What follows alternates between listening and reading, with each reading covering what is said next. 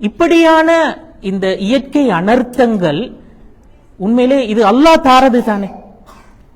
இப்ப ஏனென்றா குர்ஆன்ல இந்த இயற்கை அனர்த்தங்களை பத்தி சொல்ற நேரத்துல, சோதனைகளை பத்தி சொல்ற நேரத்துல எல்லாமே நான் செய்கின்றேன் என்றுதான் அல்லாஹு தஆலா சொல்றான். ஃபகுல்லன் அகத்னா பிதன்பிஹி என்று சொல்ற நேரத்துல ஒவ்வொரு சமூகத்தையும் அவங்களுடைய பாவத்துக்கு ஏற்ப அவங்களை நாங்க குற்றவாளியாக்கி இருக்கின்றோம் என்று சொல்ற நேரத்துல நாங்க தான் செய்தோம், அவங்களுக்கு கல்மலை பொழிந்தது நாங்கள் தான் என்று தான் அல்லாஹ் தஆலா சொல்றான். அதே மாதிரி வலனப்லுவன்னக்கும் உங்களை நாங்கள் சோதிப்போம் என்றுதான் சொல்லுகிறார். இப்ப இது அஃஆலுல்லாஹ், அல்லாஹ்வினுடைய செயல், அல்லாஹ்வே அதை செய்கின்றான். இப்ப இப்படி அல்லாஹ் செய்வதற்கு என்ன நோக்கம்? ஏதாவது ஒரு நோக்கம் இருக்கணுமே. இப்ப இந்த இயற்கையான இந்த நிகழ்வுகளை அல்லாஹு தஆலா ஏன் நிகழ்த்துகின்றான்? இப்படி ஒரு திடீரென்று ஒரு தாளமுக்கத்தை ஏற்படுத்தி அங்க ஒரு சூறாவளியை தோற்றுவித்து, அதே மாதிரி அதாவது இவ்வளவு பெரும் அளவுல மழையை பொழிவித்து வெள்ளத்தை ஏற்படுத்தி நிலச்சரிவுகளை ஏற்படுத்தி இவ்வளவு உயிர் சேதங்களை அல்லாஹு தஆலா ஏற்படுத்தணும். ஏன்? ஏதோ ஒரு நியாயம் ஒன்று இருக்கணும் தானே, அதுக்கு காரணம் ஒன்று இருக்கும் தானே. இப்ப குர்ஆன் இதுக்கு என்ன நியாயம் சொல்கிறது? இங்க இமாம்கள் முக்கியமான ஒரு 4 விஷயங்கள் இதுல சொல்கிறார்கள். முதலாவது இந்த பிரபஞ்சத்தை அல்லாஹு தஆலா படைத்திருப்பதுல ஒரு அழகான ஒரு சமநிலை, ஒரு பேலன்ஸ் அல்லாஹு தஆலா வச்சிருக்கிறான். இந்த பிரபஞ்ச தொழிற்பாட்டுல ஒரு பேலன்சிங் அல்லாஹு தஆலா வச்சிருக்கிறான். இப்ப குர்ஆன்ல வரக்கூடிய நிறைய வசனங்களை நாங்க பார்க்கலும், வஸ்ஸமா அரஃபஹா வ வதஅல் மீசான், வானத்தை உயர்த்தி வைத்து அதை ஒரு சமநிலையில் வைத்திருக்கின்றான் சொல்லி. அல்லா தத்கௌ ஃபில் மீசான், இந்த சமநிலைய நீங்க மீற வேண்டாம் என்று குர்ஆன் சொல்றது. அதே மாதிரி இந்த வானத்தை பிகைரி அமதின் தரவுனஹா, இதை உயர்த்தி வச்சிருக்கிறான். எப்படி என்றா உங்களுக்கு கண்ணால பார்க்க இயலாத தூண்கள் அதற்கு இருக்கின்றன சொல்லி. அப்ப அது காட்டுறா ஏதோ ஒரு பேலன்சிங் ஒன்று இருக்கிறது இந்த பிரபஞ்சத்திட இயங்கு தன்மைக்கு பின்னால அல்லாஹ் தஆலா ஒரு சமநிலையை வைத்திருக்கின்றான் என்று சொல்றது. இப்ப சாதாரணமா நீங்க சயின்ஸ்ல படிச்சிருப்பீங்க என்றால் இந்த ஒவ்வொரு கோள்களுடைய அது ஓடுகின்ற வேகம், அதே மாதிரி அதனுடைய பருமன், இப்படி இந்த மாதிரி விஷயங்களுக்கு இடையில ஒரு தொடர் கொண்டு இருக்கிறது. அப்ப அந்த வேகமும் அந்த பருமன் இப்படி பல விஷயங்கள் சமநிலைப்படுத்தப்படுகின்ற நேரத்தில் தான் இவற்றுக்கிடையில மோதல் இல்லாத இந்த ஓட்டம் இருக்கின்றது. இப்ப இந்த சமநிலையில ஒரு குளறுபடி வருகின்ற நேரத்தில் அந்த சமநிலையில குழப்பம் தோன்றுவது மனிதன் விடுகின்ற தவறுகளால் நடக்கின்றது என்று சொல்றதுதான் குர்ஆன் சொல்கின்ற விஷயம். மனிதன் செய்கின்ற தவறுகள், அதாவது லஹரல் ஃபஸாது ஃபில் பர்ரி வல் பஹ்ரி பிமா கஸபத் ஐதின் நாஸ், மனிதர்கள் செய்கின்ற அது மனிதர்களே சம்பாதித்துக் கொண்டவை என்றுதான் குர்ஆன் சொல்கிறது. மனிதன் செஞ்ச விஷயங்கள், மனிதன் செய்கின்ற விஷயங்களால் தான் இந்த ஃபஸாத் என்று சொல்றது குளறுபடிதான், சமச்சீரின்மை என்று சொல்றதுதான். இந்த சமச்சீரின்மை ஏன் தோன்றுகிறது? அல்லாஹ் எல்லாத்தையுமே ஒரு சிஸ்டமாக, ஒரு பேலன்ஸான ஒரு சிஸ்டத்துல வச்சிருக்கிறான். அதுல ஒரு சமச்சீரின்மையை யாரு தோற்றுவிக்கிறான்? மனிதனுடைய செயற்பாடுகள்ல நடக்கின்ற தவறுகள். இது பாவம் என்று சொல்வதில்லை. நாங்க பாவம் என்று சொல்ற நேரத்துல அல்லாஹ்வினுடைய கட்டளைகளை நாங்க விடுகின்ற தவறுகள், நாங்க தொலாமிக்கிறது, பிடிக்காமிக்கிறது, இன்னொரு நாங்க மதுபானம் அருந்துறது, இப்படி இந்த மாதிரியான விஷயங்கள் மட்டுமா தவறு பாவம் என்று சொல்றது? வகுல்லன் அகதுனா பிதன்பிஹி என்று சொல்றதுல ஒவ்வொருத்தருடைய தன்பு என்று சொன்ன பாவம், பாவத்தின் காரணமாக அவர்களை நாங்கள் குற்றம் பிடிப்போம் என்று சொல்ற நேரத்துல பாவம் என்று சொல்றது இப்ப நான் சொன்ன இந்த வகையான விஷயங்கள் மட்டுமா? இல்ல. இப்ப இந்த வெள்ளப்பெருக்கு ஏன் ஏற்படுகிறது என்றால், நாங்க இயற்கையாகவே வெள்ளம் வந்தால் அதற்கான வடிகால் சிஸ்டம் இயற்கையாக இருக்கிறது என்பது, சதுப்பு நிலங்கள் அந்த அந்த அந்த அந்த அந்த வெள்ளப்பெருக்கு அது பெருக்கு ஏற்படாமல் கண்ட்ரோல் பண்றதுக்கான ஒரு மெத்தட் தானே அது. அதே மாதிரி இப்ப அந்த ஆறுகளுடைய ஓட்டம் தடையில்லாமல் இருக்கிறது, ஏரிகள் அந்த நீர்த்தேக்கங்கள் தடையில்லாமல் இருக்கிறது. இப்ப இந்த மாதிரியான விஷயங்கள், இப்ப இந்த விடயங்கள்ல மனிதனாக தவறு விடுகின்ற நேரத்தில் அங்க சமநிலை பாதிக்கப்படுகிறது தானே. இப்ப சில ஊர்கள்ல நாங்க அந்த அதாவது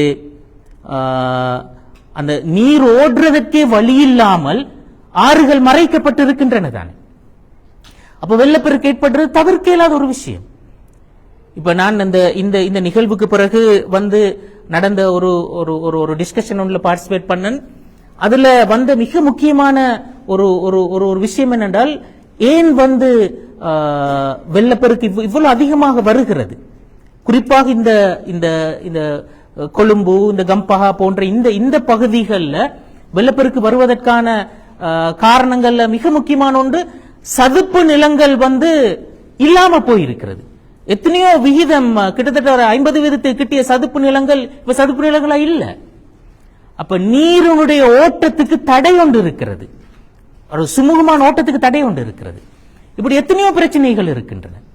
அப்ப மனிதனுடைய உற்பத்திகளால, இந்த அவனுடைய தொழில்நுட்ப வளர்ச்சியால, அவனுடைய அந்த நுகர்வு கலாச்சாரத்தினால, அந்த உற்பத்தி செய்யப்பட்ட இந்த கார்பன் உற்பத்தியினால வளிமண்டலம் பாதிக்கப்படுறது, அங்க அந்த புவியிட வெப்பநிலை அதிகரிக்கப்படுறது, இப்படி எத்தனையோ இஷ்யூஸ் இருக்கிறது தானே. இதெல்லாம் மனிதனால் தோற்றுவிக்கப்படுகின்ற பிரச்சனைகள். இந்த பிரச்சனைகளால் இந்த சமநிலை குளறுபடியாகிறதா இல்லையா? இந்த பேலன்ஸ்ல ஒரு பிரச்சனை ஒன்று வருகிறது. இப்ப அதை சீர் செய்வதற்கு நடக்கின்ற ஒரு விஷயம் தான் உண்மையில என்ன, இந்த இயற்கை அனர்த்தங்கள். அப்ப அல்லாஹ்வே உண்மையிலே இந்த இயற்கை அனர்த்தம் ஒன்றை ஏற்படுத்துகின்றான் என்று சொன்னால் அதனுடைய மீனிங் என்ன? உண்மையிலே இந்த பூமியினுடைய அதனுடைய பேலன்ஸை பேணுறதுதான் நோக்கம். அந்த பேலன்ஸ்ல ஒரு சமச்சீரின்மை தோன்ற நேரத்தில் அல்லாஹு தஆலா அதை ரீபிக்ஸ் பண்றான். அப்ப ரீபிக்ஸ் பண்றதுக்கான ஒரு வேலை தான் உண்மையிலே அங்க நடக்கிறது. அதனோட உண்மையில என்ன எதிர்பார்க்கப்படுகிறது? இந்த உலகத்துல உயிர் வாழ்வு, நீடித்த உயிர் வாழ்வு உத்தரவாதப்படுத்தப்படணும். மனிதன் உட்பட ஏனைய உயிர்கள் இந்த உலகத்திட வாழ்க்கை அது உத்தரவாதப்படுத்தப்படணும். அதற்கான ஒரு ஏற்பாடு தானே. அதை ஒழிய ஒரு நாளும் யாரையும் அழிக்கோணும் கொல்லோணும் என்று சொல்றதுவா நோக்கம்? அந்த நோக்கம் அல்ல உண்மையிலே. அப்ப அதுதான் நாங்க புரிஞ்சு கொள்ள வேண்டிய ஆக முக்கியமான விஷயம். அப்ப அந்த பேலன்ஸை பேணுறதற்கு தான் இந்த ஏற்பாடு அல்லாஹு தஆலா செய்யறான். அப்படி செய்வதனூடாக இந்த உலகத்திட உயிர் வாழ்வு பாதுகாக்கப்படுகிறது. அப்ப அந்த பேலன்சிங்க செய்யற நேரத்தில் சில இழப்புகள் இருக்கின்றன, உயிரிழப்புகளும் நடக்கின்றன. அதனால் தானோ என்னவோ தான் அந்த இழப்புகளுக்கு ஷஹீத் என்ற அந்தஸ்து அல்லாஹ் கொடுத்திருக்கிறான். அல்ல தானே? என்ன அந்த பேலன்சிங்க செய்யற நேரத்தில் சில விஷயத்தை நாங்க விட்டு கொடுத்தாகணும். அப்ப சில ஷஹீதுகளை அல்லாஹ் எடுத்துக்கொள்றதுக்கும் நினைக்கிறான். அப்ப இயற்கை அனர்த்தத்தினூடாக பாதிக்கப்படுகின்றவர்களுக்கு ஷஹீத் என்ற அந்தஸ்து ஏன் கிடைத்தது என்றால் இதன் காரணமாகத்தான். இவங்க உயிரை விட வேண்டிய நிலைமை வருகிறது ஏன்? அடுத்த அந்த நீடித்த உயிர் வாழ்வு இந்த உலகத்தில் உத்தரவாதப்படுத்தப்படும் என்றதுக்காக. அதனால இவங்க ஷஹீதாக இருக்கிறார்கள். அப்ப இது அல்லாஹு தஆலா எவ்வளவு பெரிய ஒரு ஒரு ஒரு பேலன்சிங் இங்க செய்யறான் என்று சொல்றதை தான் நாங்க புரிஞ்சுக்கிறோம். இதை நாங்க சயின்ஸோட சேர்த்து விளங்கினா இன்னும் அதனுடைய ஆழாகல நுணுக்கங்களை நாங்க புரிஞ்சுக்கலாம். இது முதலாவது விஷயம். இரண்டாவது விஷயம் இந்த சோதனைகள் என்று சொல்றது உண்மையிலே இந்த நிகழ்வுகள் ஊடாக, இந்த நிகழ்வுகள் நாங்க சொன்னோம் இது சோதனை தானே. இந்த சோதனையின் ஊடாக அல்லாஹு தஆலா உண்மையிலே எங்களுக்கு எதை உணர்த்துகின்றான்? நான் ஆரம்பத்தில் சொன்ன அந்த உமர் அலி அல்லாஹ் அவர்கள் சொன்ன அந்த மெசேஜ் தான் இது எங்களுக்கு ஒரு படிப்பின லெசன். இந்த லெசனை நாங்க லேர்ன் பண்றோமா இல்லையா என்று சொல்றது தான் முக்கியம். இப்ப இப்ப இப்ப இந்த சோசியல் மீடியாலையும் சரி, சோசியல் மீடியால நாங்க எல்லாரும் இருக்கிறதுனால எல்லாருக்கும் அந்த அப்டேட்டுகள் இருக்கும். இப்ப இலங்கை பாராளுமன்றத்திலையும் சரி, இலங்கைக்குள்ளாலையும் சரி நடக்கின்ற டிஸ்கஷன்கள்ல இப்ப ஹாட் டாபிக் என்ன? இதுக்கு யார் காரணம்? நடந்த இந்த நிகழ்வு அது உரிய நேரத்தில் அந்த எச்சரிக்கை கொடுக்கப்பட்டதா இல்லையா? அது கொடுக்கப்பட்ட இல்ல படல்ல, இல்ல அந்த எச்சரிக்கை வரல. அப்ப அந்த உரிய அந்த இடங்கள் அதற்குரிய கடமையை சரியா செஞ்சனவா இல்லையா? அப்ப இது வந்து ஒரு நிர்வாக கொலை என்றும் அப்படியும் அதை வியாக்கியானப்படுத்துற இப்படி ஒரு டிஸ்கஷன் போகிறது தானே. ஆனா இது இது இந்த தடவை மட்டுமுள்ள பிரச்சனையா? இது அரசியல் எல்லாத்துக்கும் அப்பால இது இலங்கையோட ஹிஸ்டரியில எப்பவுமே இருக்கிற பிரச்சனை, எப்பவுமே இருக்கிற பிரச்சனை. இப்ப நாங்க சொன்ன மாதிரி இந்த வெள்ளப்பெருக்குகளுக்கு வந்து இந்த சதுப்பு நிலங்கள் இல்லாம போனது இப்படி 1000 காரணங்கள் இருக்கின்றன. மனித நுகர்வு கலாச்சாரம் இதுகள்ல வந்த பிரச்சனைக்கு இப்படி 1000 காரணங்கள் இருக்கின்றனவே. இப்ப இந்த விஷயத்திலிருந்து நாங்க படிப்பினை பெற்றிருக்கிறோமா இல்லையா? குர்ஆன்ல அல்லாஹ் தஆலா இந்த இப்படியான இந்த சோதனைகளை சொல்லி போட்டு சொல்கின்றான், லஅல்லஹும் யர்ஜிஊன். சில இதை நாங்க ஏன் கொடுக்கிறோம் என்றா அவங்க திரும்ப ரிட்டர்ன் வரணும் என்பதற்காக. இது நாங்க எங்கட பாவங்களை கலைந்து அல்லாஹ்வை நோக்கி மீளுதல் என்று சொல்றது ஒரு விஷயம். அதுல பாவங்கள் என்று சொல்றது நான் ஏற்கனவே சொன்னது மாதிரி பாவம் என்று சொல்றது அல்லாஹ்வோடு நேரடியாக சம்பந்தப்பட்ட விஷயங்களை நாங்க விடுகின்ற குறைபாடுகள் மட்டுமல்ல, இந்த பௌதீக உலகம் சார்ந்து நாங்க விடுகின்ற தவறுகளும் பாவங்கள் தான். அப்ப அந்த விஷயத்துல நாங்க ஏன் படிப்பினை பெறாமல் இருக்கின்றோம்? அப்ப சில ஊர்கள்ல தொடர்ந்து வருஷா வருஷம் வெள்ளம் வருகிறது, காரணம் என்னன்றும் தெரியும், ஆனால் படிப்பினை பெறாமலே தான் நாங்கள் இருக்கின்றோம் கடைசி வரையில். நிறைய ஊர்கள்ல அந்த நிலைமை இருக்கிற வருஷா வருஷம் அந்த வெள்ளமும் வாரதான், அவங்களும் ரிலீஃப் செய்யறதான். அது சில ஆக்களை பொறுத்தவரை ஒரு என்டர்டைன்மெண்டா மாறிட்டு, வருஷத்துக்கு 2 முழு ஊரும் சேர்ந்து ஒரு என்டர்டைன்மெண்ட் என்ற மாதிரி ஒரு நிலைமையா மாறி, அப்ப ஒரு படிப்பினை பெறாத ஒரு சமூகம் உண்டாக நாங்க மாறுறோம். சோதனை என்று சொல்றது உண்மையிலே நாங்க லெசன் லேர்ன் பண்றதுக்குரிய இடம். அதுக்குத்தான் அல்லாஹு தஆலா தாரன் லஅல்லஹும் யர்ஜிஊன். திரும்பி வரப்படாதா பழைய இடத்துக்கு வந்து ரீஸ்டார்ட் பண்ணுங்க, அதுக்கு பிறகு லைஃப புதுசா தொடங்குங்க என்று சொல்றது.